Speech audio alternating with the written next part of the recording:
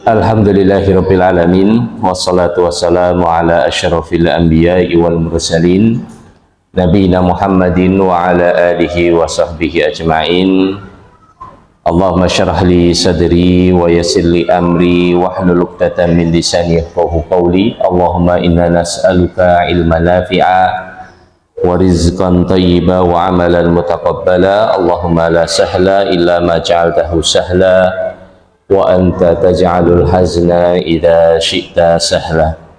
Bapak Ibu sekalian, jamaah majelis tazkiyah yang kami muliakan, alhamdulillah segala puji bagi Allah Subhanahu wa taala yang pertemukan kita di majelis ini.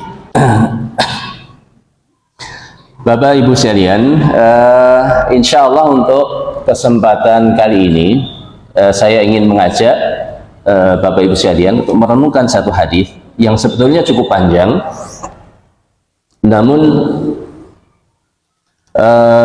hadis ini memiliki makna yang sangat mendalam, dan insya Allah juga Bapak Ibu sekalian, jamaah sekalian sudah pernah mendengarnya atau sudah biasa mendengarnya. Namun demikian, yang namanya ngaji itu kan fungsinya kalau belum pernah dengar jadi dengar, belum pernah tahu jadi tahu. Kalau yang pernah tahu kemudian lupa jadi ingat. Jadi meskipun mungkin Bapak Ibu sudah biasa mendengar, tapi mudah-mudahan ada faedah, ada tadzkir, dzikra yang mengingatkan saya dan jenengan semua dalam kebaikan insyaallah. Hadis ini nun sewu disebutkan oleh Al-Imam An-Nawawi dalam Al-Arba'in An-Nawawiyah. Nate dikaji dereng Bu di tempat majelis ini? Sudah Arba'in selesai Bu? Selesai. Oh iya, Masya Allah. Berarti hadis yang ke-24 ya, hadis yang ke-24, hadis yang cukup panjang yang diriwayatkan oleh seorang atau yang dikisahkan oleh sahabat Nabi Shallallahu Alaihi Wasallam yang bernama Abu Dzar Al-Ghifari. Abu Dzar Al-Ghifari ini termasuk as-sabiqin al-awwalin, termasuk generasi awal dari para sahabat yang masuk Islam, Bapak Ibu. Dan beliau ini karakternya itu tegas, ndak tedeng aling-aling, tidak napa nggih, mboten istilahnya napa ewuh pekewuh. Nek ibu-ibu remen sing napa Bu? Bapak sing radi ewuh pekewuh napa sing mboten tedeng aling-aling? Istilahnya napa? Yang lugas, tegas. Wah, lugas tegas ya, Pak. Wah, berarti memang Masya Allah ini seorang muslimah niku memang apa? Kepemimpinan ada di para bapak. Dan memang sahabat Nabi Abu Dzar Al-Ghifari niki seorang sahabat yang luar biasa. Istilahnya dalam kebenaran beliau tidak pernah sungkan, sekalipun itu kepada pemimpin. Beliau sering menasihati Utsman bin Affan. Nah, niki sahabat Abu Dzar Al-Ghifari mereka dahulunya ketika masuk Islam itu langsung berangkat. Beliau kan dari kabilah Ghifar, itu bukan Quraisy ya, dari luar Mekah. Nah, beliau begitu datang ke Mekah bertanya tentang Rasulullah, beliau beriman, kemudian minta izin kepada Rasulullah, ya Rasulullah, izinkan saya mendakwahi Quraisy di Ka'bah. Kata Nabi apa? Jangan. Karena apa? Engkau akan mendapati permusuhan dari orang-orang Quraisy. Tapi beliau memang adalah sahabat yang tegas, sehingga beliau tetap berangkat ke di Ka'bah dan memanggil kaum Quraisy, mendakwahi mereka untuk mengucapkan la ilaha illallah. Hasilnya apa Pak Bu? Digebuki. Jadi nama Abu Dzar ini dipukuli, dikeroyok. Bu, sehingga ditolong oleh Abu Bakar. Baru beliau terselamatkan. Kemudian Rasulullah mengatakan, silahkan kamu balik ke kaummu, dakwahi kaummu. Nanti kalau sudah saya hijrah ke Madinah, silahkan ke Madinah. Nah, wonten ing hadis menika, di hadis ini Bapak Ibu sekalian, beliau meriwayatkan dari Rasulullah dari Allah Subhanahu wa taala. Berarti niki hadis napa? Hadis niku wonten sing sumbere atau dinisbatkan kepada Allah, ada yang dinisbatkan kepada Nabi, ada yang dinisbatkan kepada sahabat dan tabi'i. Tabi'i niku murid-muridipun sahabat. Terus hadis niku bisa dibagi dari apa sumbernya atau dinisbatkan kepada siapa. Kalau dinisbatkan kepada Allah namanya hadis qudsi. Nah, niku namanya hadis qudsi. Artinya di situ apa? Itu adalah ucapan Allah tapi redaksinya dari Nabi Shallallahu Alaihi Wasallam. Yang kedua, hadis yang dinisbatkan kepada Rasulullah Shallallahu Alaihi Wasallam niku ingkang disebut biasanya apa? Hadis. Hadis nopo sunnah. Nah, niku napa? Ucapan maupun perbuatan maupun persetujuan Rasulullah niku sunnah. Mangke wonten apa? Hadis ingkang dinisbatkan kepada sahabat Nabi. Nah, kriteria sahabat Nabi menika wau napa, Bu? Apa kriteria seorang itu disebut sebagai sahabat Rasulullah? Kriterianya apa? Bertemu dengan Rasulullah dan beriman kepada beliau. Bertemu dengan Rasulullah dan beriman. Ada yang bertemu tapi tidak beriman, Bu? Tonton badan? Ada. Sahabat apa sanes sahabat? Bukan sahabat. Ada yang semasa dengan Nabi beriman tapi belum pernah ketemu. Sahabat atau bukan? Bukan. Itu masuknya golongan tabi'i. Golongan tabi'i. Nah, hadis yang dinisbatkan kepada sahabat niku dipun sebat sebagai athar. Athar. Nah, niku ada tiga macam Bapak Ibu. Ada hadis qudsi, ada hadis atau sunnah, ada apa? Athar. Nah, athar itu kalau ucapan sahabat, perbuatan sahabat, atau hal-hal yang dinisbatkan kepada sahabat Nabi Shallallahu Alaihi Wasallam.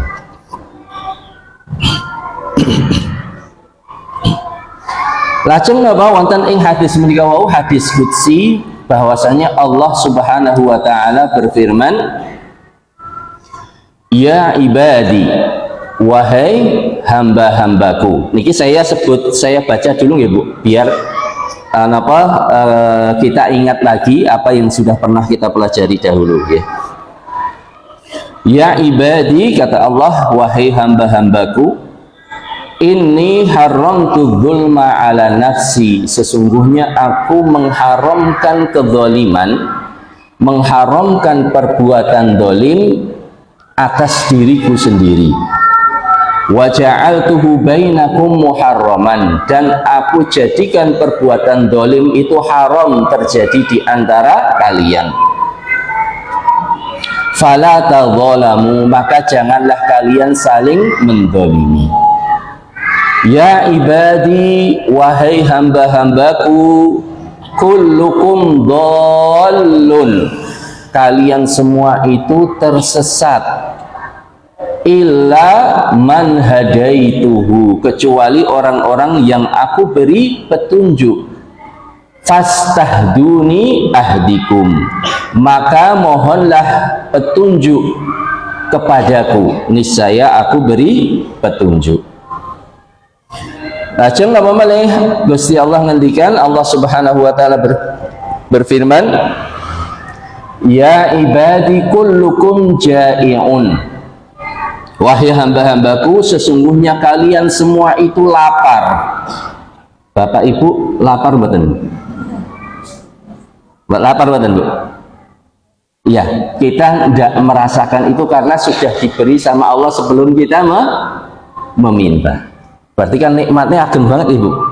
Kita diberi nikmat yang sangat agung, beda dengan saudara-saudara kita yang di sebagian tempat di Palestina. Mereka tidak ada makanan. Nah, kita itu sampai lupa kapan terakhir minta makan kepada Allah. Ingat Bu, ya Allah beri kami rezeki yang baik, yang halalan, thayyibah. Kapan Bu? Atau setiap hari ya? Setiap hari insya Allah ya? Ya Alhamdulillah. Terus apa? Wahai hamba-hambaku, sungguhnya kalian semua itu lapar kecuali yang aku beri makan. Maka mintalah rezeki, mintalah makan kepadaku, niscaya aku beri. Ya ibadi kullukum arin, wahai hamba-hambaku, sungguhnya kalian semua itu telanjang. Tapi terakhir kapan Bu merasakan kesulitan cari pakaian? Kayaknya tidak merasakan fase itu gitu. Nah, kita tidak merasakan fase itu. Subhanallah. Berarti nikmat Allah itu sangat banyak. Sampai kita lupa kapan terakhir kali minta pakaian sama Allah. Karena selalu dicukupi. Jadi apa? Niki Gusti Allah ngendikan, ya ibadi wahai hamba-hambaku, sungguhnya kalian itu telanjang kecuali yang aku beri pakaian.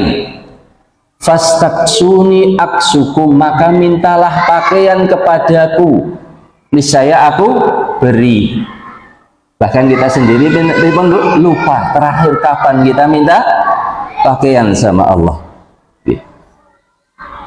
Ya ibadi wahai hamba-hambaku, innakum tukhti'una billaili wan nahar, sesungguhnya kalian semua itu berbuat dosa di siang dan di malam hari.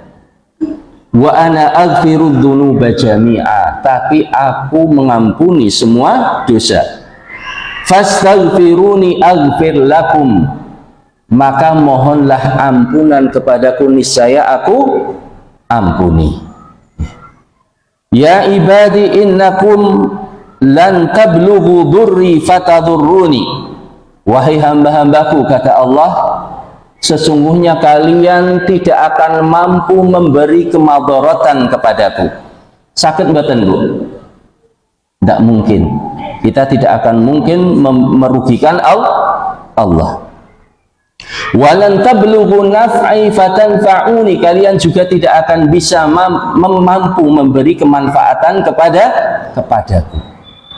Ya, kita itu juga tidak akan bisa memberi kemanfaatan kepada Allah, Bapak Ibu.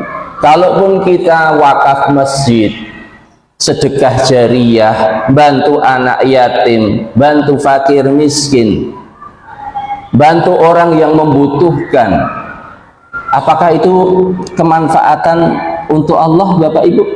Tidak. Itu kembalinya untuk diri kita sendiri. Kemanfaatannya kembali kepada diri kita sendiri.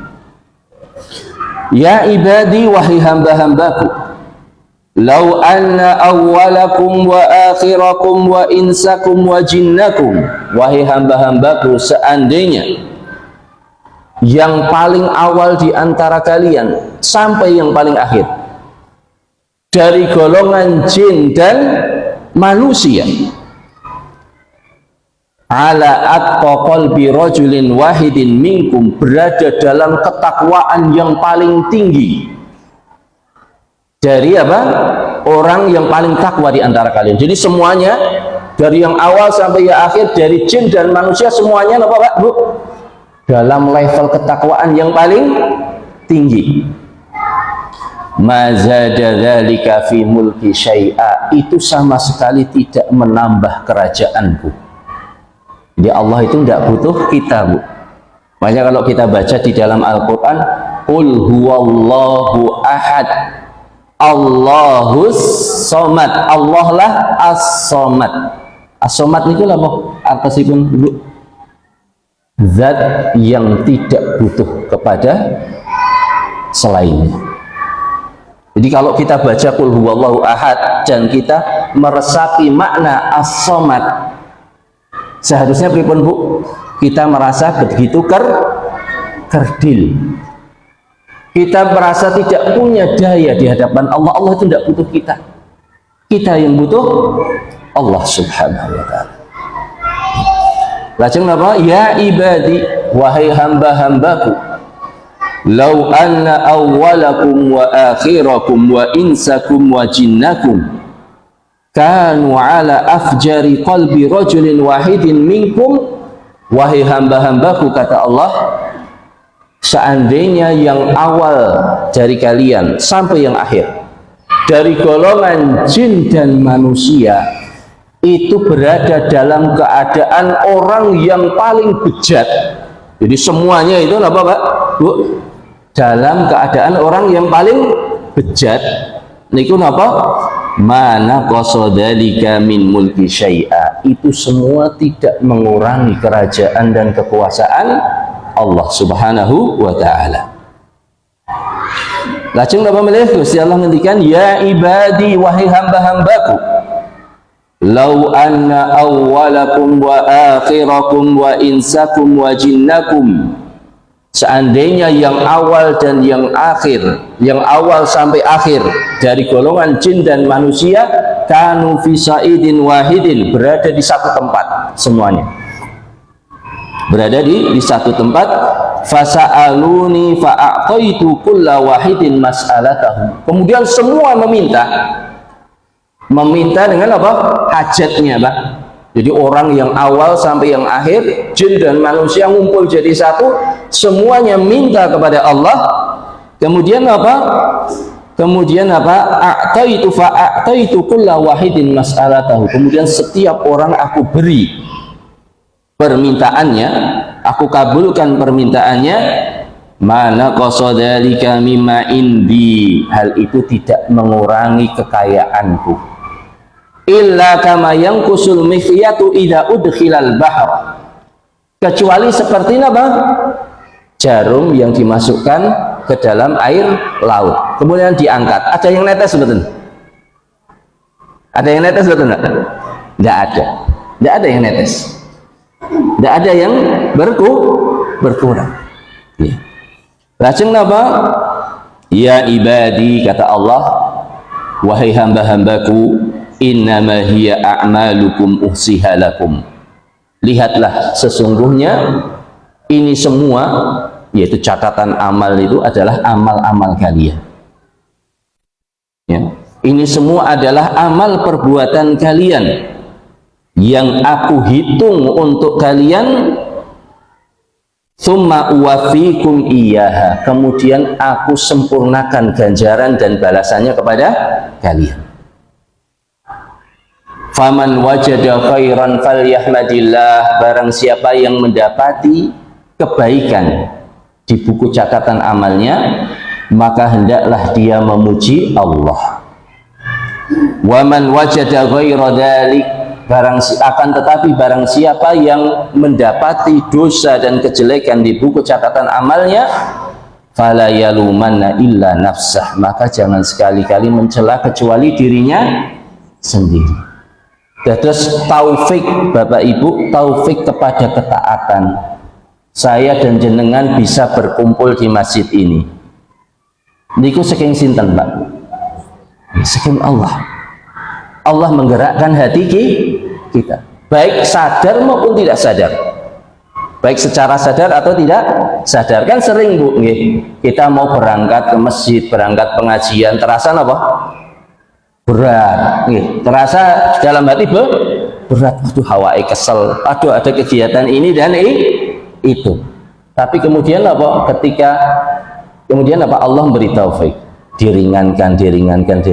Akhirnya apa? Berangkat. Nanti itu beda kalau kita turuti, Bu.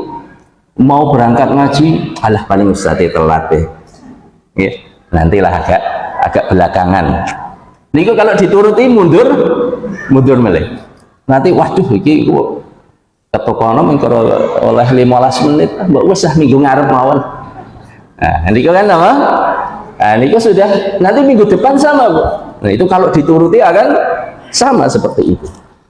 Jadi di sini ini adalah hadis yang sangat agung, bahwasanya semua kebaikan itu kembalinya dari Allah Subhanahu wa taala. Ya. Jadi hadis yang sangat agung dan menunjukkan di sini itu Allah mengingatkan kita hakikat diri kita, bahwasanya kita ini hanya hamba Allah. Lajeng sekarang kita balik ke yang pertama, Bapak Ibu, yaitu panggilan Allah, ya ibadi, wahai hambaku. Niki panggilan ibu memandang niki panggilan apa, Bu? Panggilan sayang nopo panggilan biasa mawon? Nah, niki panggilan sayang. Ketika Allah menyebut kita sebagai hamba-hambanya, ya ibadi, wahai hamba-hambaku, maka ini adalah panggilan sayang dan panggilan kehormatan.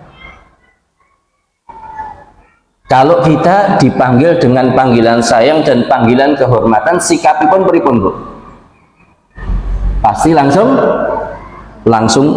perhatian. Kados dene nek jenengan ingin memberi nasihat kepada anak atau kepada cucu, pasti diawali dengan panggilan pripun? Panggilan sayang. Ger. Nah, istilahnya simbah pengin atau ibu pengin atau pasti dengan panggilan sayang. Nah, ketika Allah memanggil kita dengan ya ibadi, wahai hamba-hambaku, maka ini adalah panggilan sayang dan panggilan kehormatan, agar kita semua mau membuka telinga kita, membuka hati kita, merenungkan makna apa yang Allah firmankan di dalam hadis qudsi ini. Dan sesungguhnya Bapak Ibu sekalian, derajat tertinggi yang bisa dicapai oleh seorang hamba adalah tatkala Allah mengakui kita sebagai hambanya. Maka ketika Allah mengakui kita sebagai hambanya, berarti Bu? Itu adalah derajat yang tertinggi yang bisa diraih oleh seorang hamba. Pramila Allah memanggil dan menyebut Rasulullah dengan sebutan hambanya dalam posisi-posisi yang tertinggi, dalam momen-momen yang sangat berharga. Contohnya pun apa, Bu? Wonten ing surat Al-Jin. Wonten ing surat Al-Jin Allah Subhanahu wa taala berfirman, wa annahu lamma qama abdullahi yad'uhu kadu yakununa alaihi libadah.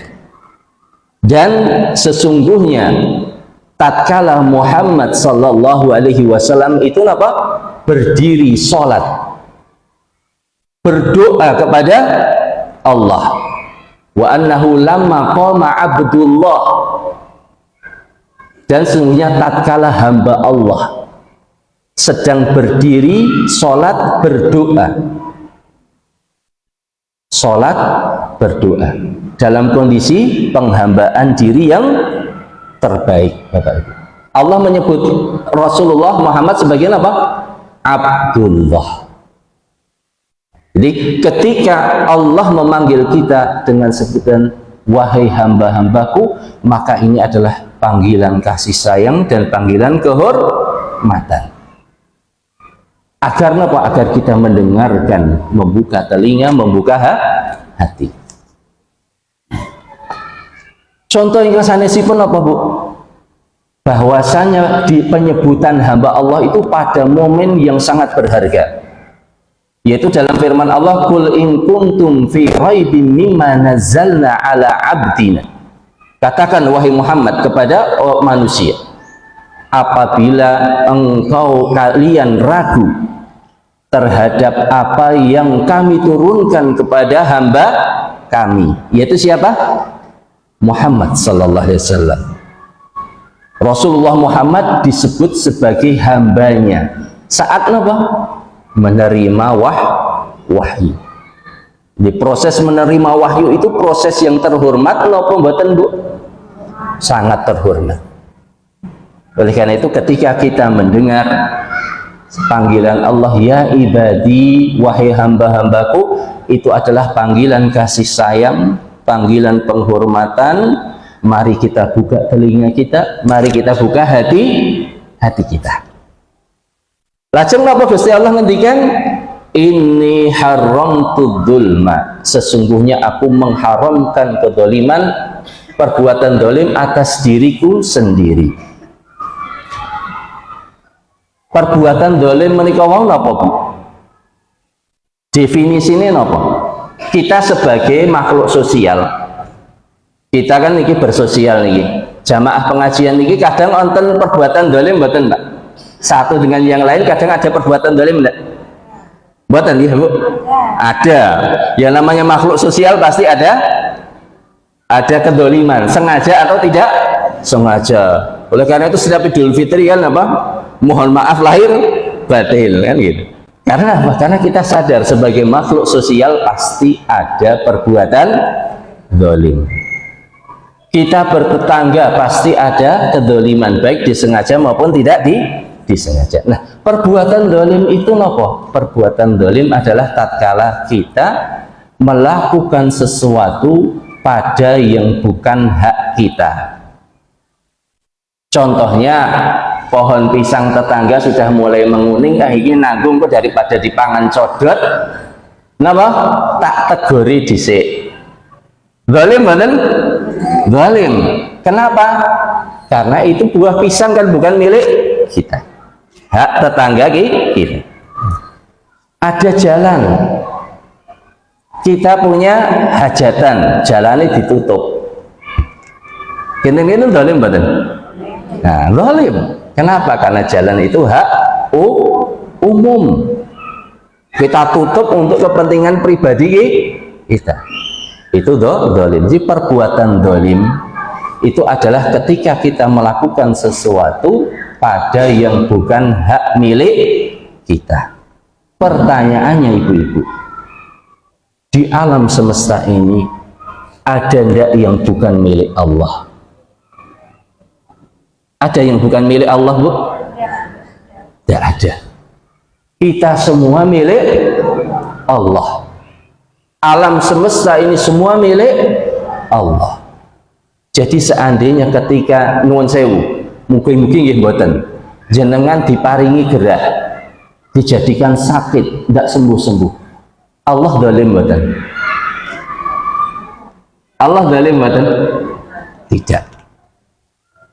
Ketika nuwun sewu usahane jenengan yang menghasilkan miliaran atau triliunan tiba-tiba bangkrut, kelilit utang, aset hilang, Allah zalim mboten? Tidak, Allah tidak zalim, karena kita semua milik Allah. Oleh karena itu ibu, bapak, ibu sekalian, ketika seorang mengimani takdir, beriman kepada takdir, dia akan apa, Bu? Protes nama mboten? Tidak akan protes atas semua yang Allah tentukan pada dirinya. Ning niku abot apa mboten? Berat sekali. Bahkan Rasulullah ketika beliau dalam momen-momen menyadari betul bahwasanya kita itu hanya milik Allah, beliau sangat takut, menunjukkan ketakutan yang luar biasa, pengagungan yang luar biasa. Contohnya pun apa, Bu? Contohnya pun ketika sahabat beliau yang bernama Utsman bin Maz'un. Utsman bin Maz'un ini salah satu sahabat yang pertama-tama masuk Islam, kemudian hijrah ke Madinah. Kebaikannya banyak sekali, jasanya dalam berjuang membela agama Allah, mengangkat kalimatullah banyak. Ketika beliau meninggal, sinten, Bu, yang meninggal? Utsman bin Maz'un. Ketika Utsman bin Maz'un ini meninggal, ada salah seorang wanita dari sahabat Rasulullah berkata, hani'an lakal jannah. Betapa nikmatnya balasan bagimu wahai Utsman. Balasanmu adalah surga. Kanjeng Nabi pripun? Apakah mendiamkan? Tidak. Rasulullah ingin meluruskan, ingin menekankan atau memberikan pemahaman bahwasanya apa? Bahwasanya Utsman ini adalah orang baik, dan kita berharap beliau kembalinya adalah surga. Tapi wa ana Rasulullah, tapi saya ini adalah apa? Rasulullah. Wa ma adri ma fa'alallahu bi, tapi saya tidak tahu apa yang akan Allah perbuat pada diriku. Terus Bu, Rasulullah menyadari meskipun beliau itu adalah hamba dan utusan Allah, meskipun beliau adalah penutup para nabi, tapi beliau sadar beliau hanyalah hamba Allah. Apapun yang Allah lakukan pada diri beliau, beliau tidak tahu. Yang akan Allah lakukan, beliau tidak tahu. Dan apapun yang Allah lakukan pada diri beliau itu bukan kedzaliman. Maka yang tumbuh adalah rasa pengagungan kepada Allah Subhanahu wa ta'ala. Oleh karena itu ketika kita sadar kita ini hanya hamba Allah, milik Allah, apapun yang Allah lakukan pada diri kita itu bukanlah kedzaliman, maka yang tumbuh adalah pengagungan kepada Allah dengan seagung-agungnya. Kita kemudian beristislam, berserah diri kepada Allah, ridho akan ketentuannya. Akan tetapi nuwun sewu, meskipun kita sadar demikian kita ini hanya milik Allah, tapi kan sering kita itu merasa punya hak. Nggih mboten? Nggih. Sering kita itu merasa punya hak atas Allah. Sehingga ketika nuwun sewu sakit tidak sembuh-sembuh, ya Allah, kenapa engkau beri sakit? Di sana itu orang durhaka aja sehat terus. Akhirnya apa? Kita itu sering merasa punya hak. Dan sehingga sering protes. Oleh karena itu Allah memberi jaminan, meskipun apa yang Allah lakukan kepada hambanya itu bukan kedzaliman apapun itu, tapi Allah tetap memberi jaminan kepada kita agar kita tidak putus asa, yaitu apa? Inni haramtu dzulma ala nafsi, aku haramkan perbuatan zalim atas diriku sendiri, dan aku jadikan perbuatan zalim itu haram terjadi di antara kalian. Nah sekarang kalau terjadi perbuatan zalim atau kita merasa dizalimi, Bapak Ibu, kita merasa dizalimi, kalau kita dizalimi boleh menuntut balas mboten? Boleh balas mboten? Nah, dizalimi misalnya napa nggih? Dikeplak. Nah, boleh boleh. Napa misalnya diutangi 10 yuta mboten dibayar-bayar. Nah, nagih mboten dibayar ngen. Terus anten motore digawa mulih bareng mboten. Jadi ketika kita dizalimi secara aturan syariat, kita boleh menuntut balas, tapi harus melalui institusi atau instrumen yang digariskan oleh syariat. Misalnya pengadilan, ada orang utang 100 juta, 200 juta, 500 juta tidak dibayar-bayar padahal kita butuh, kita lapor ke pengadilan biar rumahnya disita misalnya, boleh enggak? Boleh seperti itu. Jadi kalau kita dizalimi, kita itu boleh menuntut balas, tapi syaratnya apa? Satu, sesuai dengan jalur hukum yang benar. Yang kedua, tidak boleh melampaui batas. Utangnya 10 yuta, hutangnya 10 juta, kok barang yang kita minta harganya 50 juta. Nah, ini kan boleh. Nah, Tapi apakah setiap orang di antara kita bisa, Bu, menuntut balas? Bisa mboten? Biasanya kadang gerundel loh. Namun gerundel apa ngampet? Gerundel apa ngampet? Terus bar salat kok angkat tangan. Ya Allah, misalnya apa? Si A telah mendolimi saya, menipu usaha saya apa? Bangkrut atau rugi 100 juta. Terus lindungan apa? Hancurkan usahanya. Jangan engkau berkahi anak turunnya. Parang betul. Nah, jadi kenapa orang berbuat dolim kepada kita? Ada dua pilihan. Kita mau ngambil ganjaran di dunia atau mau ngambil ganjaran di akhirat. Kalau ngambil balasan di dunia tidak boleh melampaui batas. Syaratnya tidak boleh melampaui batas. Kemudian yang kedua, kalau kita menginginkan mengambil ganjaran di akhirat, ada satu syarat yang tidak boleh, yaitu apa? Tidak boleh mendoakan kejelekan atas orang yang berbuat dolim kepada kita. Tapi biasanya sakit ngempet badan. Kalau sudah didolimi biasanya sabar atau banding saking jongkol akhirnya mendoakan kejelekan. Nah, kalau sudah mendoakan kejelekan, kata Nabi, man da'a ala dholimin faqad istawfa.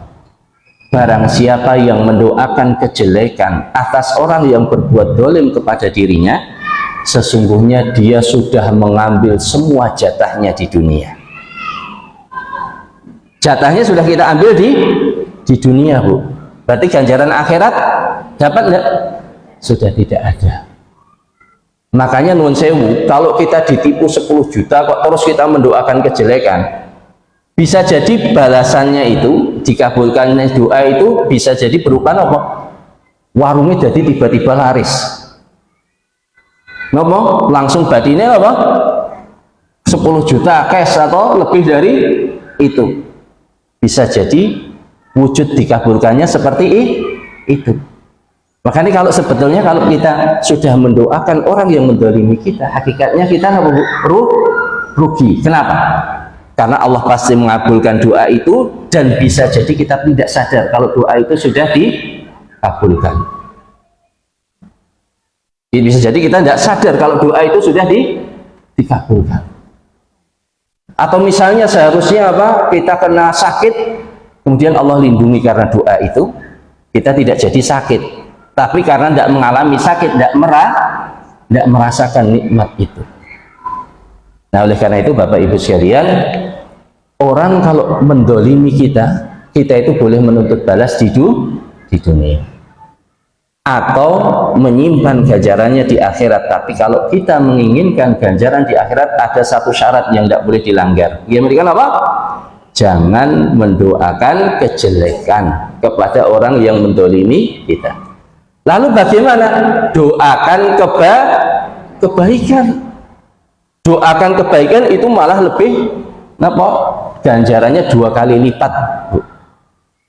Di dalam hadis disebutkan apa? Bahwasanya tidak ada seorang muslim yang mendoakan saudaranya dalam keadaan saudaranya itu tidak tahu, illa waqalallahu alaihi malakaini, kecuali Allah memerintahkan 2 orang malaikat yang mendoakan bagi orang tadi, walaka bimithlin, dan bagimu yang semisal doamu. Ya, ini hakikat kedoliman di antara hamba. Anuan sewu, tadi kan makna dolim itu kita melakukan sesuatu yang bukan hak kita. Kalau orang akhlaknya jelek, itu dolim napa mboten? Kita berbuat muamalah kita dengan tetangga jelek, pasar omongannya, suka fitnah, diparingi hadiah ora syukur, malah kok kebayang ini banyak ya. Dolim mboten niku? Akhlak yang jelek itu dolim. Nek akhlake kula panjenengan sami dumateng Gusti Allah jelek, dolim mboten? Kalau kita tidak menunaikan hak Allah, maka kedoliman kita kedoliman yang paling besar. Dan apa kezaliman yang paling besar? Ketika kita tidak menunaikan hak-hak Allah Subhanahu wa ta'ala. Apa itu hak Allah? Mentauhidkan Allah, mengesahkan Allah pada zatnya, mengesahkan zat Allah. Contoh mensekutukan Allah pada zatnya apa Bu? Mensekutukan Allah atau zat Allah. Contohnya kan apa? Ini hak Allah, hak yang harus kita tunaikan. Kalau kita tidak menunaikan hak Allah, berarti kita apa? Kedoliman kita adalah kedoliman yang paling besar, yaitu mensekutukan Allah. Contoh mensekutukan zat Allah apa? Ada orang mengimani apa? Pencipta misalnya, Tuhan selain Allah yang menciptakan alam semesta ini adalah dewa A, dewa B. Atau contohnya Nabi Isa adalah anak Allah, anak Tuhan. Itu mensekutukan Allah pada zatnya, menduakan zat Allah. Dan orang kalau sudah menduakan zat Allah pasti menduakan apa? Perbuatan, sifat, nama, dan menduakan Allah dalam amaliyah kita. Contoh ini pun apa? Contoh menduakan atau mensekutukan Allah pada perbuatan Allah. Perbuatan Allah ini pun apa mawon? Apa saja yang merupakan perbuatan Allah? Menghidupkan, mematikan, Ibu? Betul, menghidupkan, mematikan. Kalau ada orang meyakini ada yang bisa memanjangkan usia atau mengurangi usia selain Allah, berarti apa? Mensekutukan Allah dalam perbuatan Allah. Contoh perbuatan Allah yang lain, memberi rizki, yang melapangkan rizki, yang menyempitkan rizki ini kesinten Allah. Ketika jenengan pasang gambar nopo raja, gambar sinten kiai fulan atau wali A atau wali B, punya keyakinan dengan masang ini rezeki kita lancar, berarti apa? Sudah mensekutukan Allah dalam hal apa? Perbuatan Allah. Jenengan gerah ditambani kalau Pak Dokter dengan seizin Allah apa? Sehat. Kemudian apa? Akhirnya kita bergantung kepada Pak Dokter itu. Saya kalau apa? Tidak ke Pak Dokter itu tidak sembuh. Berarti telah menduakan Allah dalam perbuatan. Ada menduakan Allah dalam sifatnya. Kalau ada orang pergi ke orang pintar atau orang bodoh, pergi ke orang pintar menanyakan perkara yang gaib, padahal perkara yang gaib itu yang tahu siapa? Hanya Allah. Berarti kita sudah mensekutukan Allah dalam apa? Sifat dan ilmunya. Mensekutukan Allah dalam apa? Sifat dan ilmunya. Dan itu konsekuensinya berat, Bu.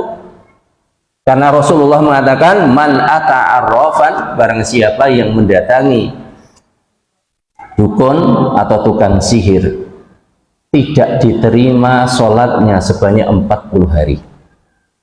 Sholatnya tidak diterima 40 hari. Neng tetap sholat mboten, Bu? Ya tetap sholat, neng mboten nonton kan ganjaran. Ini berarti mboten sah sholat, dosanya tambah gede. Nah, mendatangi orang yang mengaku mengetahui perkara yang gaib itu menduakan Allah dalam apa sih? Sifatnya, ilmunya. Dan dosanya apa? Tidak diterima sholatnya 40 hari. Kalau dia membenarkan, mempercayai omongan tadi, kenapa? Faqad kafara bima unzila ala Muhammad. Dia sudah kufur kepada Al-Quran yang diturunkan kepada Rasulullah. Belum lagi apa? Menduakan Allah dalam perbuatan kita. Menduakan Allah dalam perbuatan kita. Contohnya apa, Bu? Contohnya apa? Saat niki kan momen banyak kelulusan, Bu. Ada momen banyak kelulusan, kadang saking bektine lare anak kepada orang tuanya terus sujud kepada ibu bapaknya. Bareng mboten? Sujud kepada ibu bapak kita. Nah, dahulu di masa Nabi Yusuf itu boleh. Di syariatnya Nabi Yusuf itu boleh. Tapi di syariat Nabi Muhammad tidak boleh. Nah, sujud kepada selain Allah itu ada dua hukumnya. Bisa jadi haram, bisa jadi syirik. Bisa jadi haram, bisa jadi syirik. Haram kapan? Kalau dia sujudnya dalam rangka sekedar menghormati. Niki hukumnya haram. Nah, kebanyakan anak baru lulus di mana, atau diterima di Akmil, atau lulus dari UGM, saking mengagungkan orang tuanya sujud. Tujuannya sujud ibadah apa sujud penghormatan? Sujud penghormatan niki hukumnya haram, tidak boleh. Tapi kalau sujud ibadah itu hukumnya syirik, lebih daripada sekedar haram. Contoh sanesipun mensekutukan Allah dalam napa? Dalam perbuatan kita, dalam ibadah kita. Menyembelih niku ibadah napa sanes ibadah, Bapak Ibu? Menyembelih itu ibadah. Oleh karena itu apa? Wala ta'kulu mimma lam yudhkar ismullahi alaihi. Allah mengatakan jangan kalian makan sesembelihan yang disebut nama selain Allah. Tidak boleh kita menyembelih untuk selain Allah. Maka ketika nuwun sewu niki, kemarin tidak tahu ibu-ibu mengikuti tidak? Ada ketika di Kudus banjir, ada banjir bandang, tanggulnya jebol. Ada isu apa Bu di surat kabar? Ada isu menyuruh menyembelih apa? Kambing kendit. Nah, menyuruh menyembelih kambing kendit. Apa itu kambing kendit, Bu? Kambing kendit itu kambing yang badannya hitam, tengahnya putih. Tengahnya putih. Nah, agar apa? Agar yang nunggu napa tanggul itu membantu agar tidak jebol. Parang mboten? Tidak, itu mensekutukan Allah dalam banyak hal, dalam perbuatan Allah juga dengan amal kita. Maka ini namanya syirik, dan syirik itu adalah sebesar-besar dosa, kedoliman. Inna syirka la zulmun azim. Sesungguhnya kesyirikan itu adalah kedoliman yang paling besar. Kenapa? Karena ketika kita tidak menunaikan hak makhluk saja itu perbuatan zalim, apalagi ketika kita tidak menunaikan hak Allah Subhanahu wa ta'ala, maka itu perbuatan kezaliman yang lebih besar. Makanya Allah Subhanahu wa ta'ala berfirman, innallaha la yaghfiru ayyushraka bihi. Allah itu tidak akan mengampuni dosa syirik. Wa yaghfiru ma duna dzalika liman yasha. Tapi Allah mengampuni dosa-dosa yang lain selain dosa kesyirikan. Pramila nuwun sewu, wonten ing kalimat berikutnya, ya ibadi kullukum dhallun illa man hadaituhu. Wahai hamba-hambaku, sesungguhnya kalian semua itu tersesat. Merasa tersesat mboten, Bu? Bapak Ibu merasa tersesat tidak? Allah mengatakan kalian semua itu tersesat. Jenengan rumah tersesat apa mboten? Nah, kita itu juga tersesat, Bu. Kita itu juga tersesat. Makanya setiap hari kita baca Al-Fatihah apa? Ihdinas siratal mustaqim. Nah, ketersesatan itu ada dua macam. Ketersesatan yang totalitas, seperti tersesatnya orang-orang musyrikin. Ada ketersesatan yang parsial, sebagian, seperti kita. ilmu tauhid kita belum sempurna. Itu ketersesatan apa betul? Ketersesatan, tapi sebagian. Ilmu agama kita belum sempurna. Tersesat betul? Tersesat, tapi sebagian. Oleh karena itu Allah mengatakan apa? Kullukum dhallun. Kalian semua itu tersesat. Iya memang. Realitanya kita semua ini tersesat. Ada yang tersesat secara totalitas, ada yang ketersesatan seperti kita. Hanya sebagian. Meski demikian Allah mengajarkan kita untuk membaca ihdinas siratal mustaqim. Ya Allah, tunjukilah kami jalan yang lurus. Nah, jalan yang lurus itu yang seperti apa, Bu? Siratal ladzina an'amta alaihim. Jalannya orang-orang yang telah Engkau beri nikmat. Bukan jalannya orang yang Engkau murkai, dan bukan jalannya orang yang tersesat. Nah, jalan orang-orang yang diberi nikmat niku napa Bapak Ibu? Jalan ilmu tuwin jalan tazkiyah. Nah, niki majelis napa niki? Majelis tazkiyah. Jalan ilmu niku napa? Ya kedah ngaos, Bu. Harus ngaji itu wajib. Yang kedua tazkiyah. Tazkiyah artinya apa, Bu? Ayo, sinten sing dereng ngertos arti tazkiyah? Mensucikan diri. Selain ilmu, kita harus berusaha membersihkan, memerangi hawa nafsu kita. Itu namanya tazkiyah, mujahadah dan tazkiyah. Itu jalan yang lurus, itu jalan ilmu dan jalan mujahadah atau tazkiyah. Hanya punya ilmu tapi tidak berusaha menundukkan hawa nafsu, jadi orang yang dimurkai seperti orang-orang Yahudi. Makanya itu ghairil maghdubi alaihim. Jalan siapa? Bukan orang-orang yang dimurkai, yaitu orang-orang Yahudi. Punya ilmu, ilmunya mboten diamalke. Dan juga bukan jalannya orang yang tersesat, rajin ibadah ning mboten dilandasi ilmu. Kados dene sinten?